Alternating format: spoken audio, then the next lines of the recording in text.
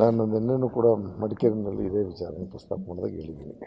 ಮನೆಯಲ್ಲಿ ಒಂದೇ ತಾಯಿ ತಂದೆಗೆ ಹುಟ್ಟಿದಂಥ ಮಕ್ಕಳೇ ಕೆಲವೊಂದು ಸಂದರ್ಭದಲ್ಲಿ ಒಂದು ಸಿಹಿ ಕೊಟ್ಟಾಗಲೋ ಒಂದು ಹೊಸ ಬಟ್ಟೆ ಕೊಟ್ಟಾಗಲೋ ಕಿತ್ತಾಡೋಂಥ ಪ್ರವೃತ್ತಿ ನಾವು ನೋಡ್ತೀವಿ.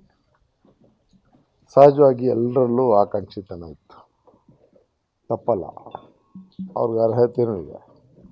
ಎಲ್ರಿಗೂ ಒಂದೇ ಬಾರಿ ಅವಕಾಶವನ್ನು ಕೊಡಲಿಕ್ಕೆ ಸಾಧ್ಯವೂ ಇಲ್ಲ.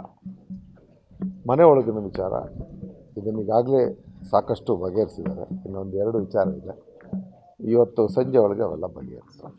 ಸ್ಪಷ್ಟವಾಗಿ ನಾನು ಹೇಳ್ತೀನಲ್ಲ, ನಾನು ಮಂಡ್ಯ ಜಿಲ್ಲೆಯ ಒಂದು ರಿಸರ್ವ್ ಕಾನ್ಸ್ಟಿಟ್ಯೂಷನಿಂದ ಬಂದವನು. ಕಾಂಗ್ರೆಸ್ ಪಕ್ಷದಲ್ಲಿ NSYಯಿಂದ ಬೆಳೆದವನು.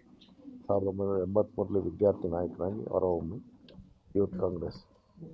ತದನಂತರ ನಾನು 6 ಚುನಾವಣೆಗಳನ್ನ ಆಡಿದವನು.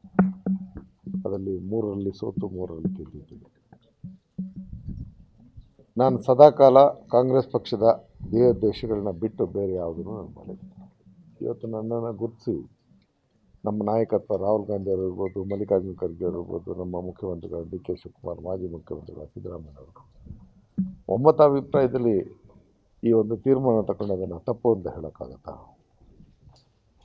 ನನಗೆ 2016ರಲ್ಲಿ ಅವಕಾಶ ಆಗಬೇಕಾಯಿತು. ನಾನೇನು ಬೇಸರ ಪಟ್ಟಿರಲಿಲ್ಲ. 23ರಲ್ಲಿ ನನ್ನ ಹೆಸರು ಪೂರ್ಣ ಕ್ಲಿಯರ್ ಆಗಿತ್ತು. ಬದಲಾವಣೆ ಮಾಡಿ ಬೇರೆಯವ್ರಿಗೆ ಅವಕಾಶ ಕೊಟ್ಟಿದ್ರು. ನಾವು ಅವತ್ತು ಅಪಸ್ವರ ಎತ್ತಿರಲಿಲ್ಲ. ಯಾರು ತಾಳ್ಮೆಯಿಂದಿರ್ತಾರೆ, ಪಕ್ಷದ ಜೊತೆಯಲ್ಲಿ ಸಿದ್ಧಾಂತಕ್ಕೆ ಅಂಟಿಕೊಂಡಿರ್ತಾರೆ, ಸಮಯ ಸಂದರ್ಭ ಆ ಒಂದು ಅವಕಾಶ ಬಂದೇ ಬರ್ತದೆ.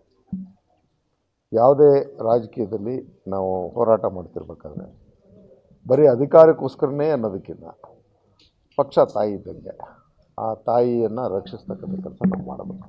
ಅಷ್ಟು ಮಾತ್ರ ಸ್ವಿಚ್ ಹೋಗಿ ಯಾವುದೇ ಅಸಮಾಧಾನ ಇದ್ದರೂ ಅದು ಸಂಜೆ ಒಳಗೆ ಬಗೆಹರಿಸಿದೆ.